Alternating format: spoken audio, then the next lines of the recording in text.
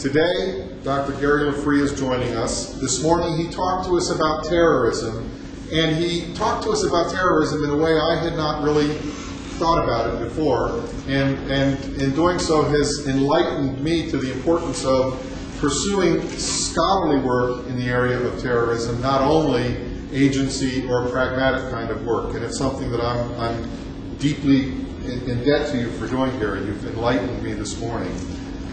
This afternoon he's going to shift focus slightly, or maybe dramatically, I'm not sure, and talk to us about the topic of crime and democracy. Once again, the formal presentation should last about 45 minutes, and then we will open the floor for discussion or questions. If you can hold your questions, please do so. Also, if you have to leave early for any reason, sneak out. Don't jump up and apologize for leaving. I've already spoken to you about Dr. Lafree's vita a little bit this morning. He has published over 100 articles and presentations. He's been the recipient of over 40 research grants, including most recently a $12 million grant from the Department of Homeland Security to engage in scholarly research examining terrorism and counterterrorism activities throughout the world. He took his bachelor's and master's degree, as well as his PhD degree from Indiana University. He did his PhD in sociology. I believe his bachelor's was in history. I'm not sure about your master's, but nonetheless, you can tell us about that.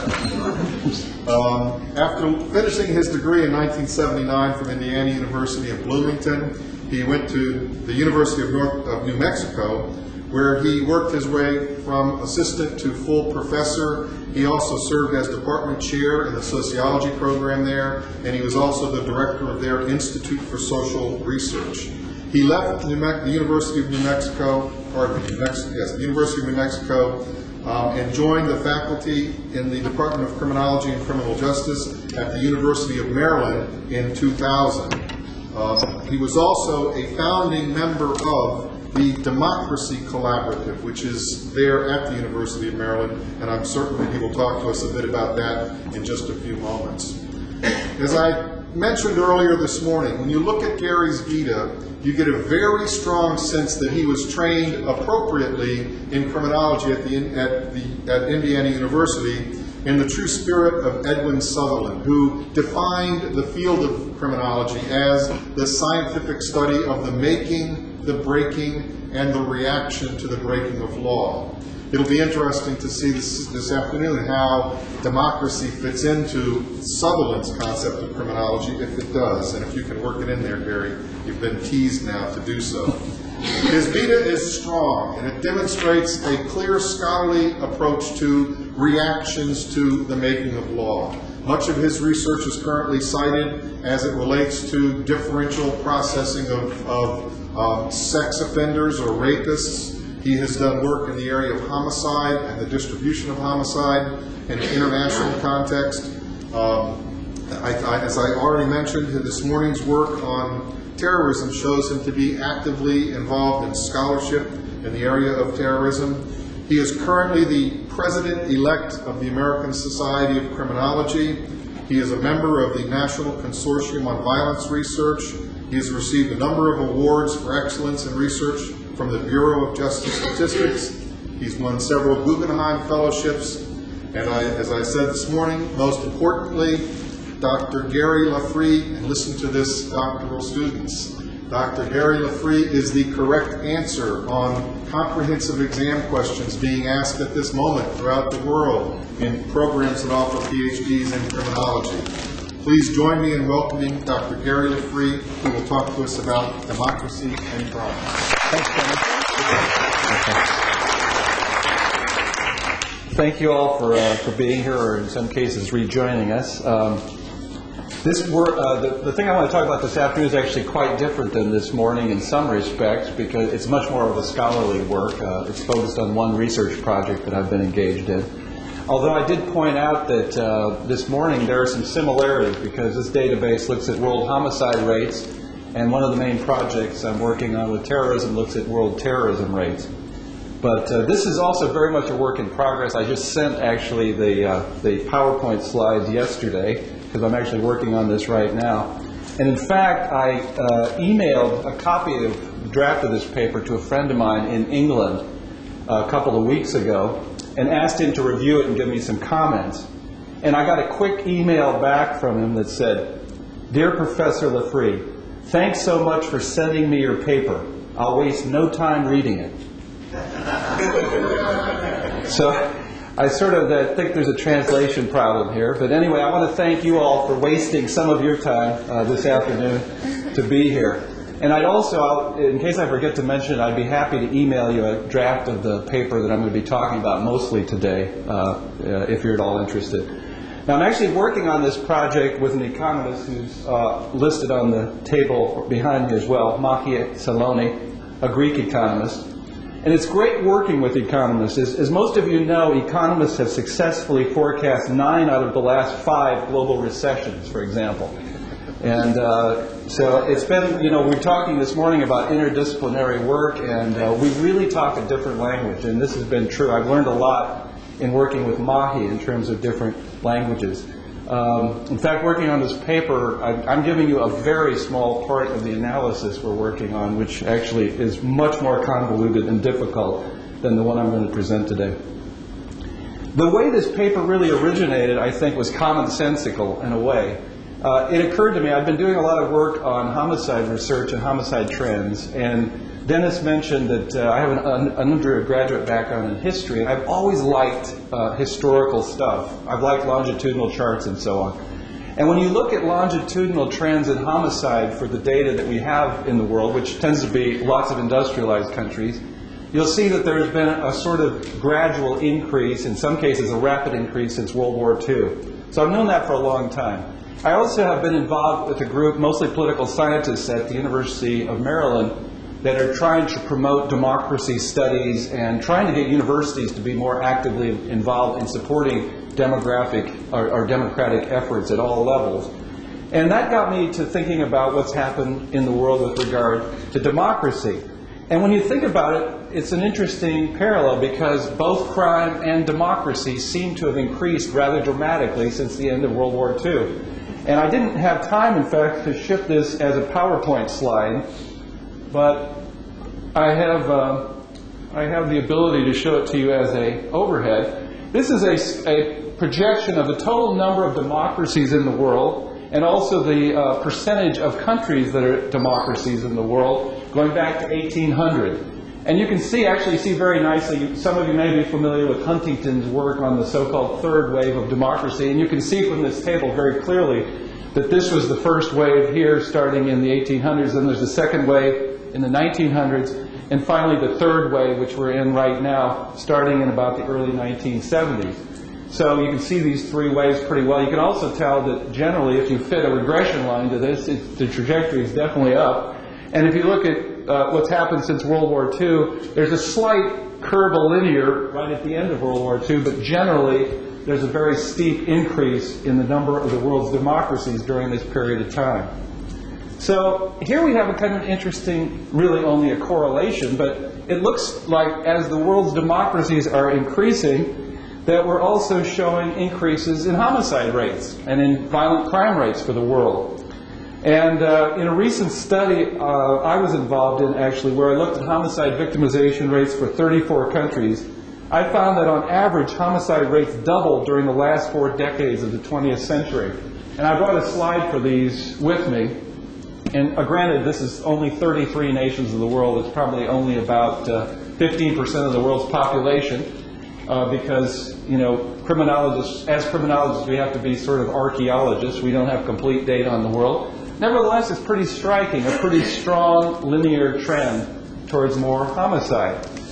So I started thinking about, is it possible that these 2 things are connected? And if so, how might they be connected?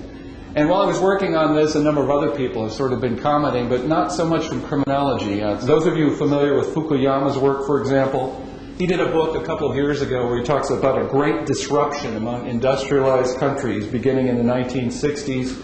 And he says one of the offshoots of this great disruption was a rapid increase in violent crime as well as other kinds of disorder.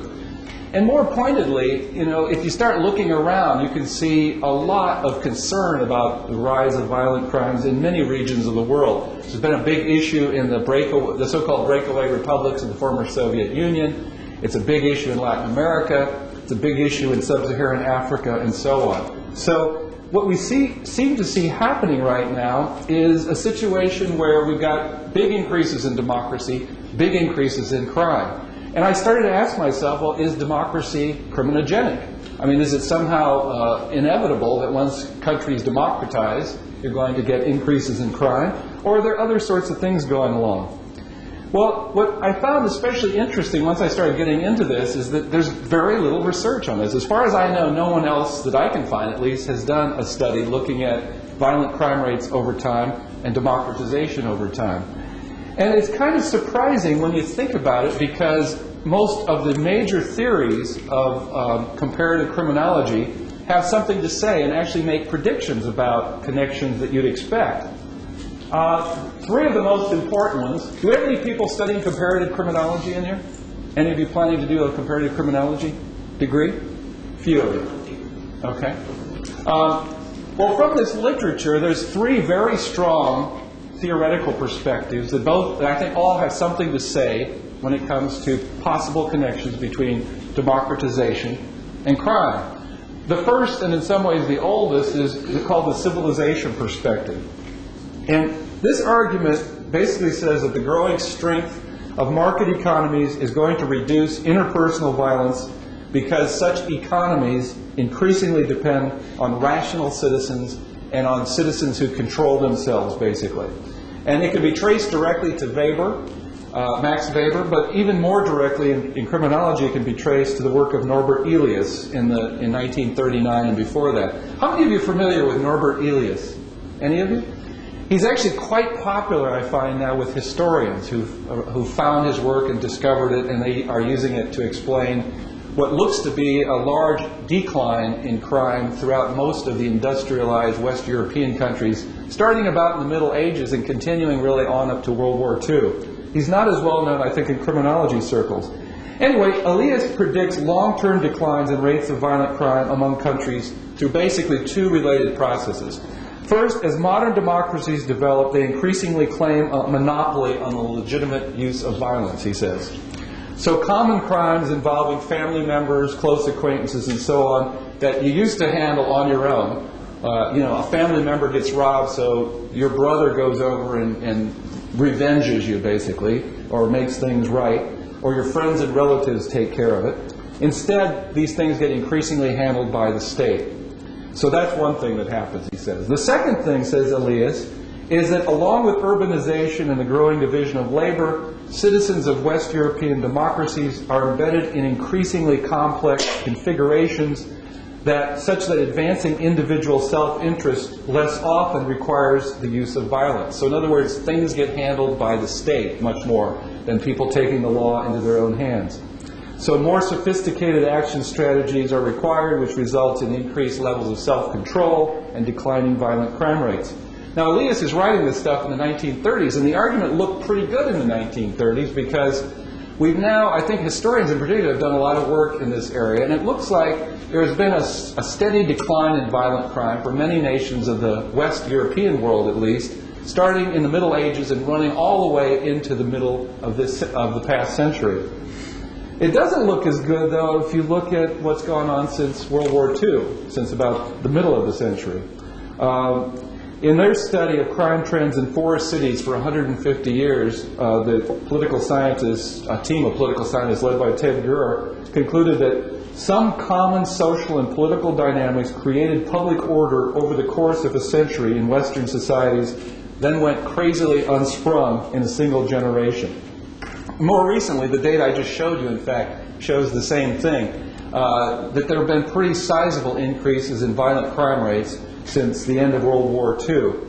Likewise, a Swiss statistician, Manuel Eisner, maybe you're familiar with his work, he's done an analysis of 7 West European democratic countries and regions of the world, and they all have had substantial increases in homicide since 1950. So the civilization perspective seems to make sense in general, but it seems to only work until the 1930s. It doesn't seem to work very well after the 1950s. However, it could be the case that once you control for other sorts of differences between nations, maybe there still is argument that democratization reduces crime. Now, beyond the civilization perspective is the very well-known conflict perspective, which has been very influential in criminology. It can be traced back to people like Bonner, Taylor and his associates, Wallerstein and all. And I think many of you in this room are very familiar with this perspective. Basically, as with the civilization perspective, proponents of the conflict perspective claim that the evolving economic structure of Western democracies are a critical determinant of violent crime rates.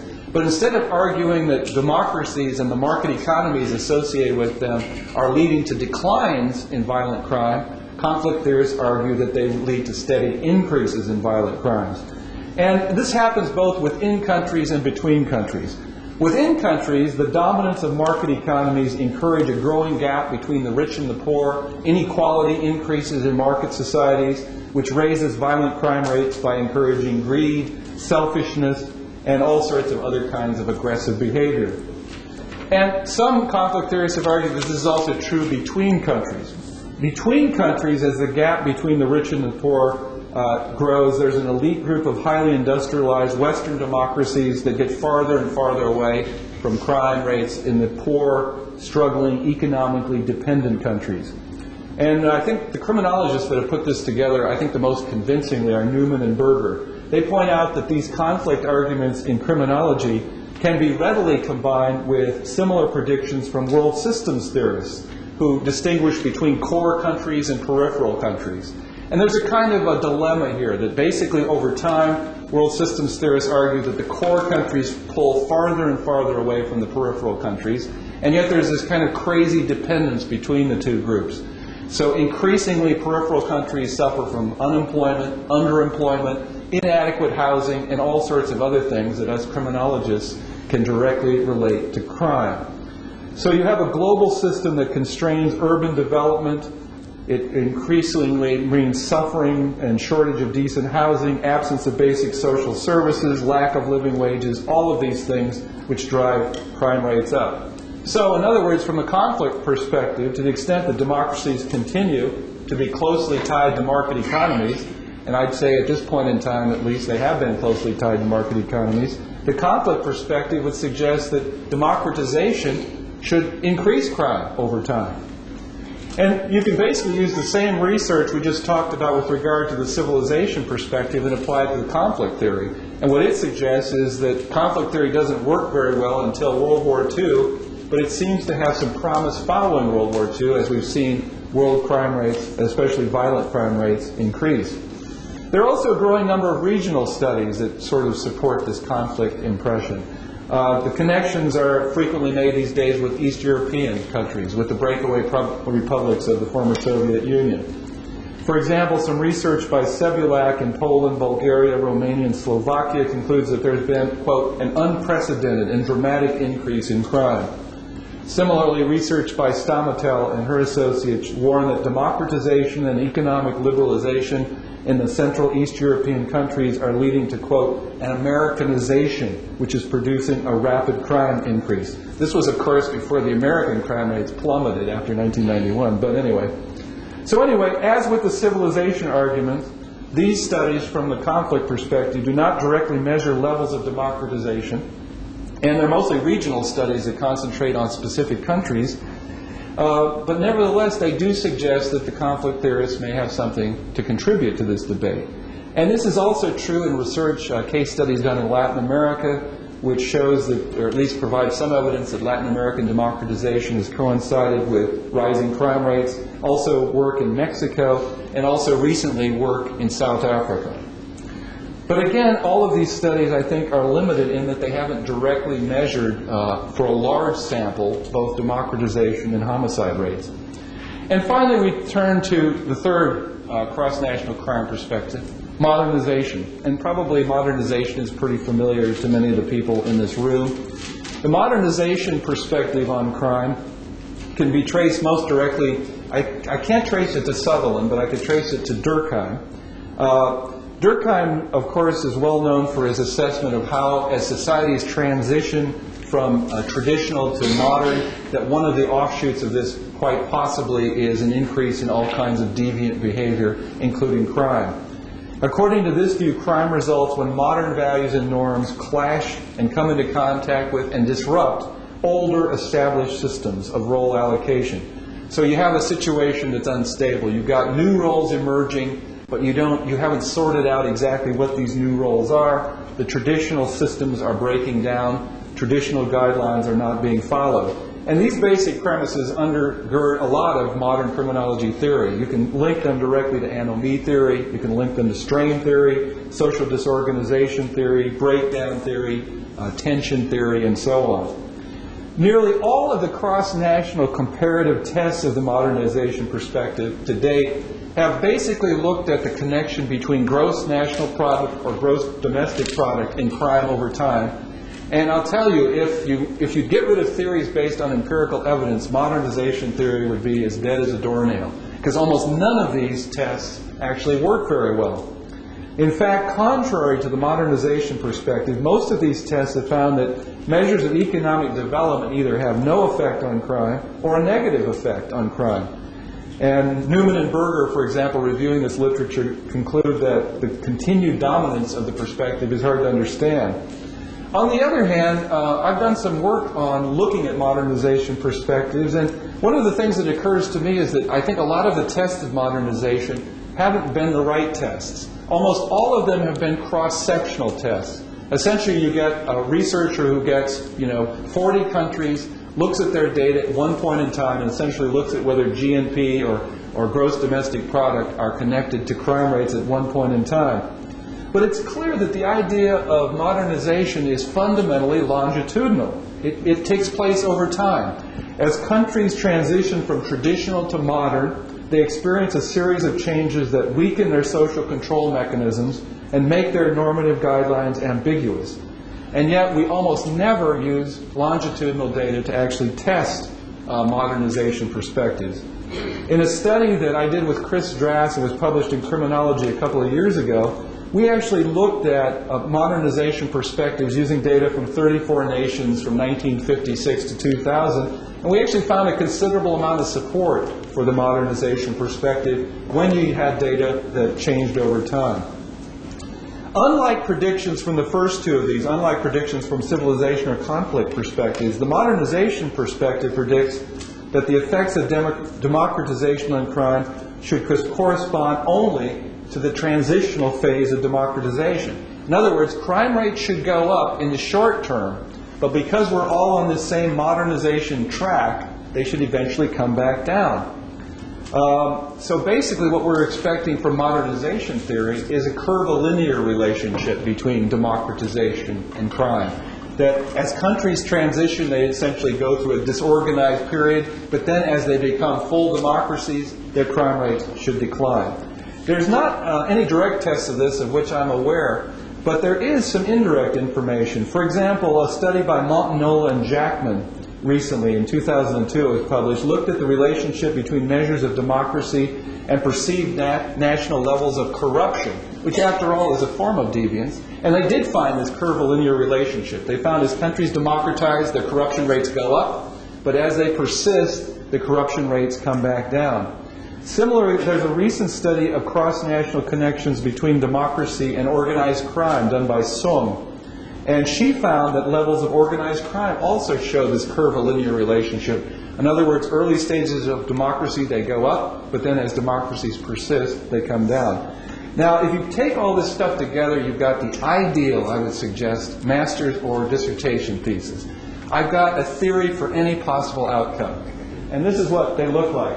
We essentially have the null hypothesis, which says there's absolutely no relationship between democratization and homicide rates. This actually, I think, is the take of political scientists who, for the most part, ignore crime in their own work and assume that it's unrelated to anything they're doing.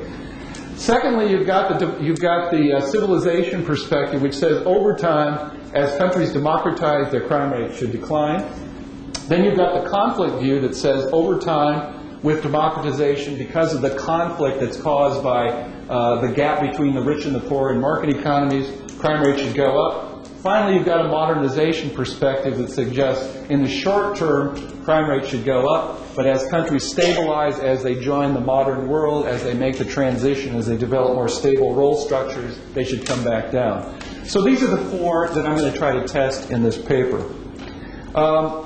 You know, we were talking this morning about difficulties of measuring terrorism. There's plenty of difficulties in measuring homicide as well. And I've been doing work in this area for quite a while, and I've at least convinced myself, and I'm not sure if everybody in this room will agree with me, but for my money, the best homicide data is coming now from the World Health Organization. I would argue they're the most valid and reliable. And I think the reason for this is they're collected by people that do not have a great vested interest in having the rates go up or down. Because you'll find the homicide data buried with 9,000 other reasons why people around the world die. World Health Organization data are based on cause of death reports submitted by participating countries.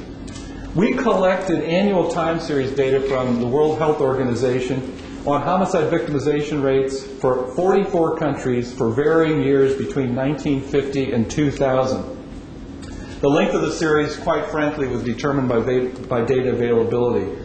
However, we did not extrapolate any, we didn't fill in any missing data for any countries at the end of series, and we never filled in missing data if there was more than 2 years of data missing within the series, which made us nervous, actually. There were a few other things very rapidly. The rates for Israel are just on the Jewish population. There were several political changes during this period that forced us to recode some data and look at the consequences. For example, Czechoslovakia broke up into 2 countries during this period in 1992. On the other hand, Germany reunited during this period. So our data from Czechoslovakia after 1992 are just from the Czech Republic. Our data for Germany after 1991 are for United Germany. We, of course, did tests to make sure that this didn't change our results. Here's what the data look like. I broke this into 2 parts so you could see it, hopefully. Can you see this in the back? Yeah? Good. Okay. Basically, we've got the countries listed on this side, and we've got the total years of data for the countries, and first and last, the means, the standard deviations, minimum and maximum. The smallest amount of data we had in here was for Estonia. We had only 8 years. You'll see that most of these countries, though, we've got somewhere in the neighborhood of 48 to 50 years. Table 1 shows the sample, and it also shows, I guess what you could point out is there's considerable variability. I look at Colombia, for example, which has a mean homicide rate of 37.36 per 100,000. It's actually much higher than that for a lot of the series, but that's the mean. Likewise, El Salvador, very high. Estonia is relatively high. And then you get to, Iceland, which actually has 0 homicides some years, which is kind of remarkable. I went back and said, can that be right? The only other country in this database that ever had 0 homicides was New Zealand. 1 year, 1959, no reported homicides. So you see tremendous variation across countries in this database in terms of homicide. There's also regional patterns. You'll see almost all of the countries with homicide rates under 1 per 100,000 are Western democracies of Western Europe, really. You'll see that the big exception there is Finland, which is an interesting case because for Europe at least, it has relatively high homicide rates. The big industrialized country that doesn't fit anything, as you probably all know, is the United States, which has much higher homicide rates on average than other industrialized countries. The average for the series was 7.5, and probably the average for Western Europe is around 1.1. So U.S. is another type of outlier, and substantial variation. Now, I would certainly argue that this is not in fact, I should just come clean right now and say these data have problems because you can tell from looking at the list, they don't include all the nations of the world. They're not a random sample of the nations of the world. They grossly overcount industrialized Western democracies. But I'll also say that as far as I know, this is the most complete database on homicide of this type that's ever been collected. We were able to put together 1,827 country year data points for the analysis. And for 31 of the countries, at least, we had at least 40 years of data. So, we're kind of in this situation. There's this Swedish philosopher who says the impossibility of absolute cleanliness is no excuse to roll in the manure. We're sort of in the same boat with homicide data. We did the best we could, but you should also be aware that there are some limitations to these data. Okay, so basically the homicide is going to be our main dependent variable. And I'll just point out in passing that even though we have a lot of virtually all of the Western industrialized countries in here, we do have countries from Latin America, from the Caribbean, from Asia, and from other parts of the world, just not as good of a representation. Okay, how do we measure democratization, which is the main independent variable that we're interested in? We're using a scale that was put together by Ted Gurr and his associates. Ted, if you're not familiar with his work, is a political scientist who's been working in this area for many years. And Gurr and his associates developed an 11-point scale. It goes from actually 0 to 10 for annual rates of both democracy and autocracy. And, without putting you to sleep on this, well, let me say first the dependent variable I summarized is going to be homicide growth rate per 100,000 population. We've got 1,827 observations for 44 countries. And the democracy scale is this quite complex, actually, way of looking at the democracy in the world, but actually very understandable, too. It's based on 4 components. The measure is derived from evaluations of, first, the competitiveness of political participation. Second, the openness of executive recruitment. Third, executive recruitment competition. Fourth, executive constraints. And then there's in terms of their autocracy scale, they use all of these only coded in the opposite direction, but they also add regulation of participation. And I'm not going to go into great detail here because it could take probably the rest of the lecture, but let me just give you a flavor for what these measure so you can see what we're up to. Basically, countries get 3 points on the democracy scale for fully competitive political systems, which are those which have regular national competition between groups and a voluntary transfer of power among competing groups. And they get from 0 to 3 points on this scale. Countries are assigned 1 point if, in principle, the entire politically active population has an opportunity to attain the executive position. In our country, the president's position, through a regular process. That's this openness of executive recruitment, so it's either 0 or 1. Countries are assigned 2 points if their chief executives are chosen through competitive elections that match 2 or more parties or candidates. 1 point if there are dual executives and one is chosen by competitive election and the other by hereditary succession, like a king, and 0 points if neither of these happen. So that's this executive recruitment. And finally, in terms of executive constraints, countries receive 4 points if accountability groups, and these in the United States and most countries are legislatures, have authority that's equal to or greater than the chief executive, in our case the president. 3 points if they're in an intermediate category. 2 if the executive has more effective authority than the legislature, but is nevertheless subject to some constraints. 1 point if it's intermediary, and 0 points if there are no or moderate restraints on the chief executive.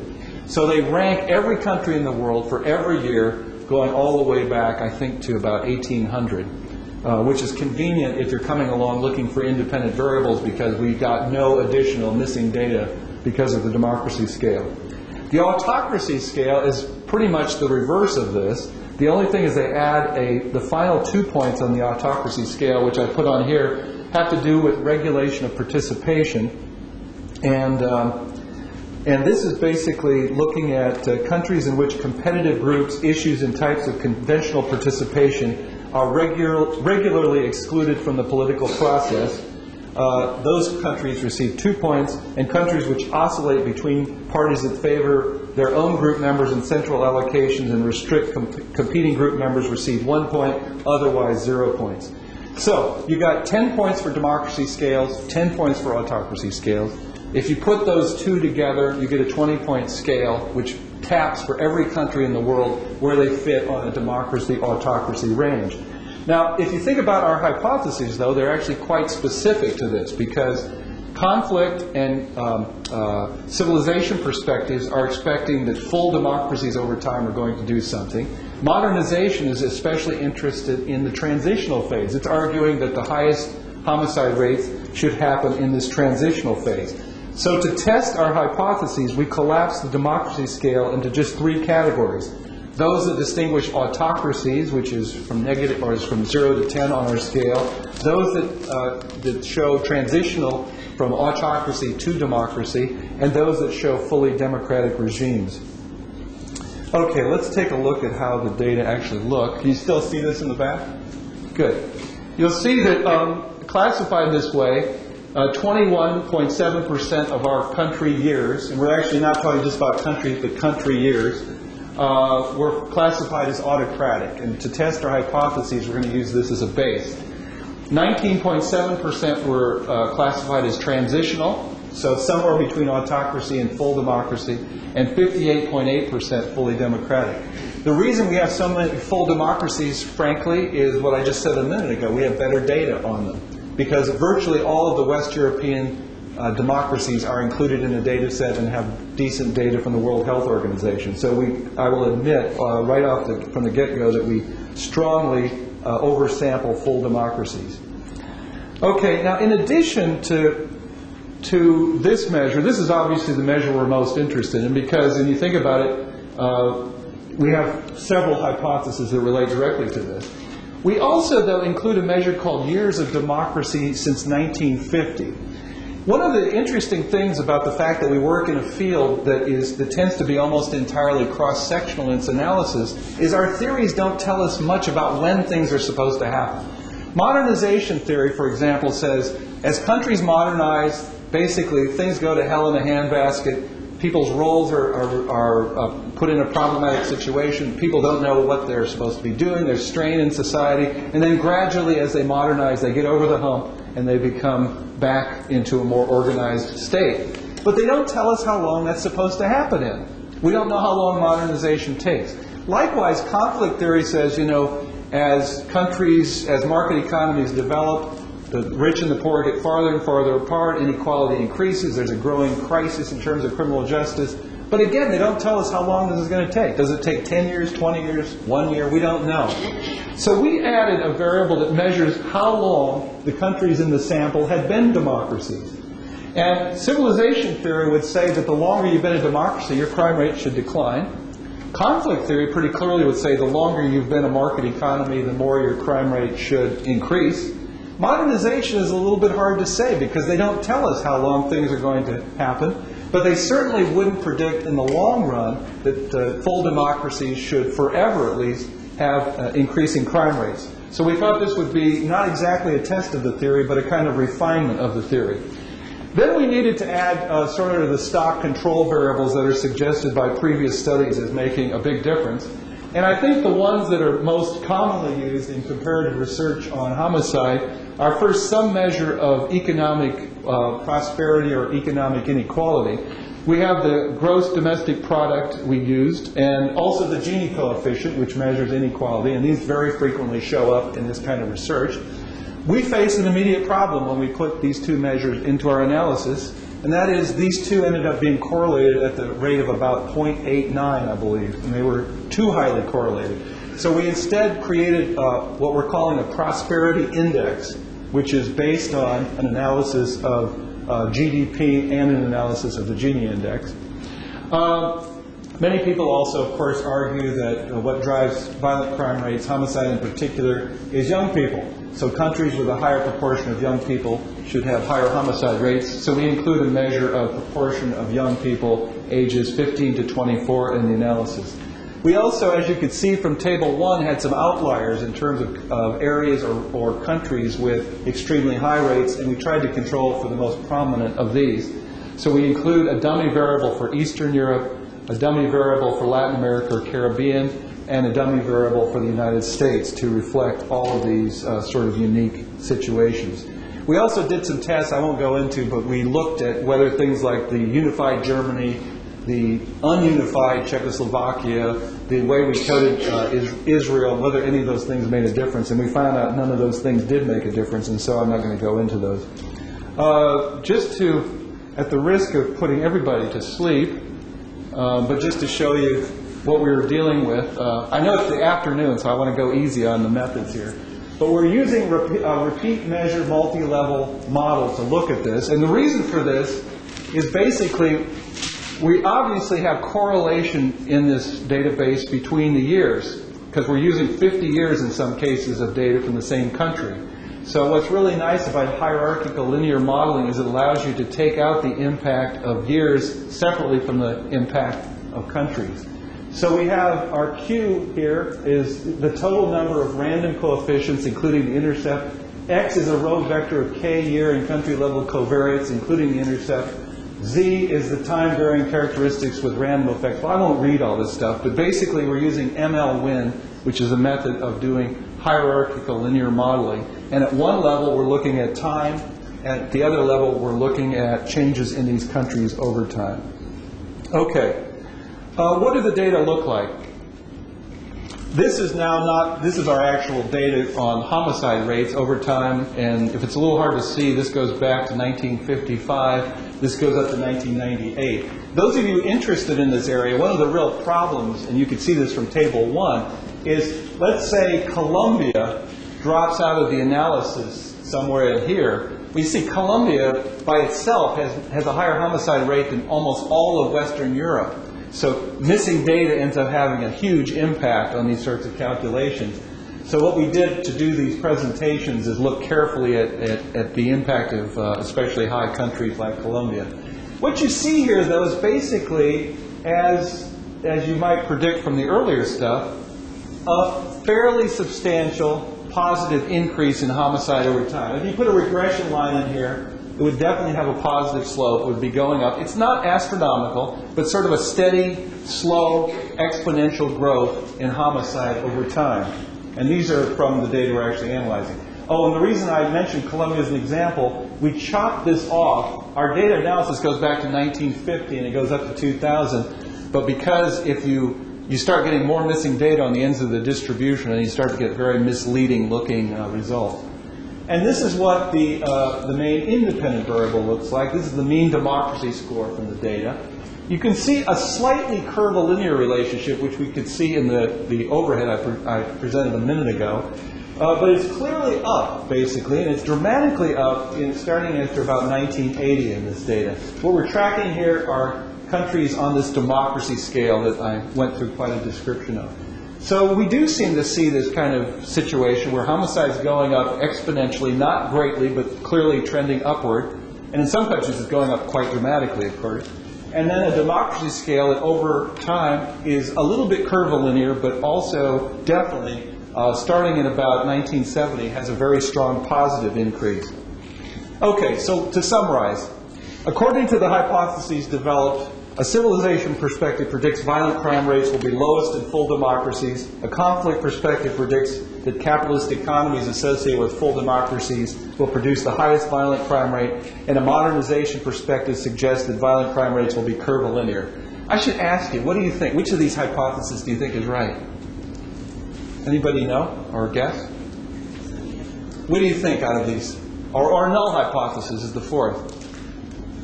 Yeah. Essentially, it's a question, since you eliminate the definition, I mean, you just come up with a definition of democracy, which is eliminating the real construct, which is civil liberties, which causes state terrorism, which causes more homicide than any other thing happening in the world, then most probably your results are going to go a different direction than we expect. So you're going to make my life more complicated on that. But why you use the democracy conceptualization like you using only political liberties instead of using political plus civil liberties? What we did, we also experimented with the Freedom House stuff. We experimented with the U.S. State Department Civil Liberties Scale. I think the results are fairly similar, actually. But anyway, we can talk about it. But anybody have a hunch of which of these four hypotheses is going to be supported? Modernization? Yeah, you'd be right. This is the transitional democracy group right here, highly significant, and this is showing us that very strong the transitional democracies, as countries move from autocracies to transitional democracies, you get a very significant increase in homicide rates. It's also showing that as countries move to fully democratic societies, you don't get that. It is a curvilinear relationship as predicted by modernization. So we do find quite a bit of support for a modernization perspective. There is a caveat, though. Remember, we added this interactions with years of democracy since 1950, and we find that fully democratic societies, the longer they go, the more their homicide rates increase. Now, it's not a huge increase. You saw actually the map or the figure you saw is a little misleading because it included all countries. If I just looked at full democracies, it would be steeper.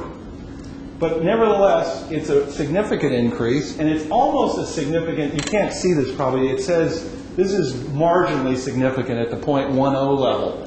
So there's a weak tendency for transitional democracies. The longer they go, their homicide rates tend to creep up. And there's a strong tendency for full democracies to creep up over time as well.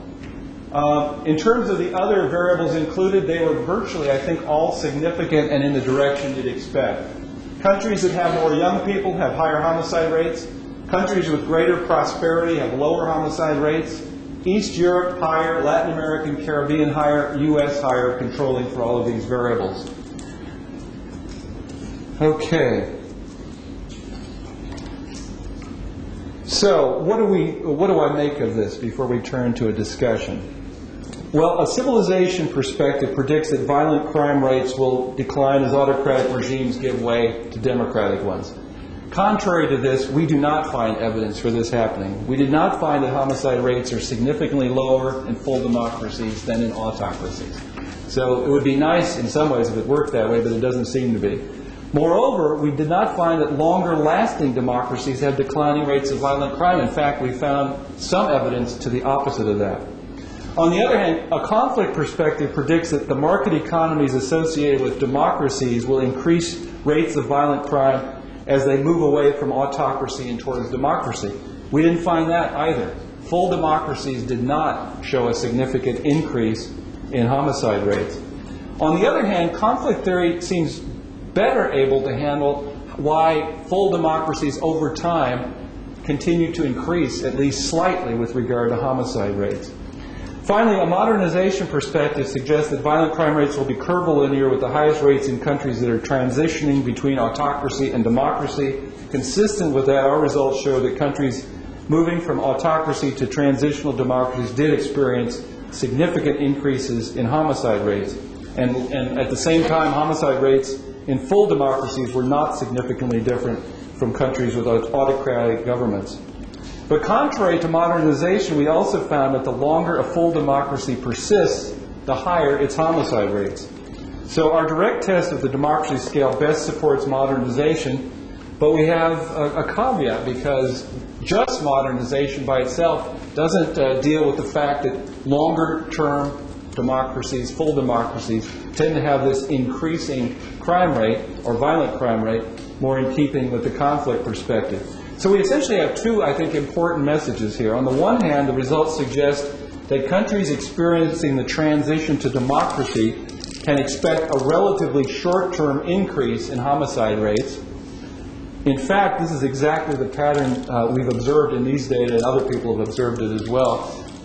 If we look at these data are for 4 East European nations from 1956 to 2000, and you see a little bit of a linear trend here, slightly upward, but with the dissolution of the Soviet Union, you see a tremendous increase in homicide that happening right around 1990. And for all of the East European countries I've been able to get data on, you see the same kind of pattern, a relatively rapid increase, but then also a tendency to decline after that rapid increase. The one that's the most pronounced on this, I don't have it with me separately, but East Germany, which actually joined West Germany, you get the bump, but very rapidly the East German rates came right down to where the West German rates were. And this is a highly significant bump. I compare here the East European rates to the highly industrialized countries outside of East Europe. So this is all of Western Europe, the United States, Australia, Japan, New Zealand. And you can see that both of them are tracking a somewhat upward trend throughout most of the post-World War II period. But the East European rates really lead the rest of the industrialized countries dramatically in the 1990s and then start to come back down towards them. So you do find that kind of connection. But at the same time, there's been a general increase in violent crime rates for nearly all of the full democracies of the world since roughly World War II, which leads me to think that a new process might best explain the aggregate relationship between democratization and violent crime rates. And I don't know what I'm going to call this. Maybe I could get your advice on this. I call it here transitional conflict, because in a way this is what we're finding.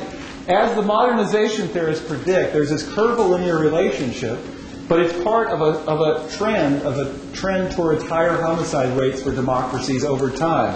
So it's a little bit more complex than the original modernization theory, even though if I had to pick one of the theories, I think it's the one that fits the most. And actually, of the two things going on statistically, the one that matters the most is the transitional thing. The increase in homicide rates over time is not as statistically strong as the transitional effect was. So I think this raises quite a few questions for future research. For one thing, to what extent are the crime increases experienced by full democracies since World War II some sort of unique historical phenomenon? We know now, I think we've got fairly strong evidence that most West European nations, at least, have had a steady decline in violent crime rates going all the way back to the Middle Ages. So is there something unique about this historical period? Will it be, will the next 100 years produce different results? We don't really know if it's a historically unique development, but it's possible. Also, I think it raises questions about what variables are producing these crime increases for full democracy. And here it's possible that conflict theory might provide some very useful tips. Do market economies associated with democracy lead to increasing rates of inequality, economic hardship, and unemployment? Are the social safety nets that protect the most vulnerable citizens in democracies becoming frayed? Are people beginning to slip through the cracks? Are there periodic legitimacy crises in full democracies that can lead to rapid increases in crime rates? What role do social institutions, like the criminal justice system, like the educational system, like the welfare system, play in these processes? And I think one of the valuable things we can do in terms of trying to figure out these sorts of things is pay more attention to case studies. Much of the research in this area on cross-national studies of crime, typically has included, 30, 40 countries, has looked at what's going on at one point in time cross-sectionally and reached some sort of a statistical conclusion. But in some ways, it's just as interesting to look at the cases that do not fit the model. And in this sense, both the United States and, for very different reasons, Japan, I think, are quite interesting case studies. Of the two, the United States has undoubtedly generated the most research. Its crime trends during this period for homicide look like this, which looks very different from just about anywhere else on the planet, where you have this rapid increase in homicide rates that run up to about 1973, and then relatively high, modulating crime rates until about 1991, and then a very steep decline in homicide rates after 91 that's taking us all the way back now to somewhere like 1964 in terms of our homicide rates. So, and of course, there's been a lot of research looking at this question. It's one of the questions I've been very interested in. In my book, Losing Legitimacy, I try to relate these changes to a legitimacy crisis in basic social institutions in the United States. And this legitimacy crisis looks especially at social protests, such as the Civil Rights Movement, the Vietnam War. It looks at growing economic inequality. It looks at a revolutionary change in the structure of families in the United States, as well as a simple demographic shift, the fact that the United States population changed in terms of age during this period. Similarly, a lot of people, Al Blumstein is probably best known for this, have tried to explain this increase in homicide that starts in 85 and ends in about 92 as being related to the crack cocaine boom. So I think we need a lot more individual studies of the countries involved in this analysis to sort of sort out those kinds of important differences. The United States, though, certainly explains part of this big increase in homicide that we're picking up in the data. Now, for a very different example, one that you could hardly come up with a greater contrast, look at Japan.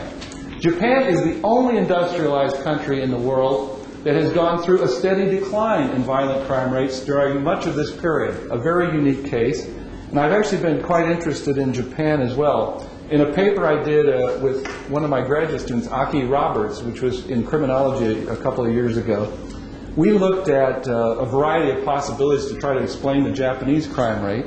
I think most people say, well, it's Japanese culture, but You know, if you start thinking about what's culture, well, you know, it's things like family ties, it's things like tradition and so on.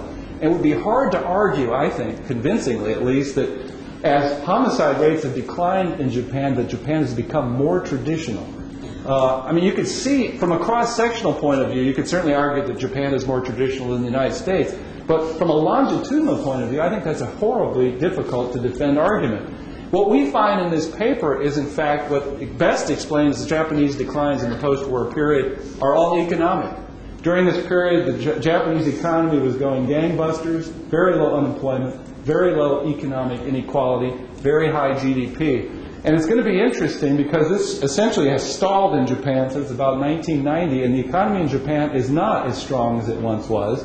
And we're starting to see, actually, very recently, some increases in violent crime in Japan. But I think contrary to our stereotype of, you know, it's all Japanese culture, I suspect it's more likely Japanese economics. So in any event, I think these sorts of case studies can be very important in terms of separating out and giving us a better idea of how the general connections between broad factors like democracy are related to homicide. We certainly need to learn more about the causes, though, of rising crime rates in full democracies, because in the long run, rising crime rates pose a real problem for democratic societies. And we're seeing this in lots of places in the world, places like South Africa, Brazil, much of Latin America, Venezuela, where fledgling democracies are being very much threatened by rising crime rates, where the public gets to the point where they're willing essentially to sacrifice civil liberties and their rights because they're so concerned about safety. So it's something that I think we need to spend a lot more time figuring out. And I think I'll leave it for there. I've run again over a little bit, but be happy to take questions, including we can talk about the one you raised earlier if you like.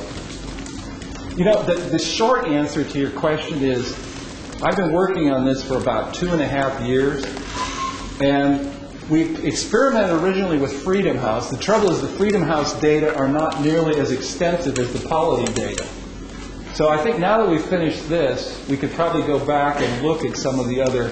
But when we did this, we found exactly the same results for Freedom House and for also the U.S. State Department Civil Liberties measures. So I don't think we're going to find differences. But it's worth looking at. Maybe because you're looking only for the homicide rate. Maybe if you look at the other crime rates, totally not. Yeah, you know why we're looking at homicides, though, because basically it's very clear that they're the best data. You all know the story about the drunk looking for his keys, right? You know the story, the drunk, looking for his keys at night under a street light. Somebody comes along and starts looking with the drunk for his keys, and after a while they're not finding the keys, and so the guy says, are you sure you dropped them here? And the drunk says, no, but the light's better here. I mean, we're in this situation all the time in criminology because the light's better with homicide. Because for a whole variety of reasons, homicide is likely to get recorded, it's likely to be accurately measured, there's a physical evidence that's more difficult, and it also is the crime of all different types of crime. It's the one that is most common legally across cultures. But it's still not, it's not 100%. I would be first to admit that. And you might find very different results for property crimes. In fact, I suspect you would. Yeah? Is the data detailed enough that you can look at the homicides that weren't gun-related? No.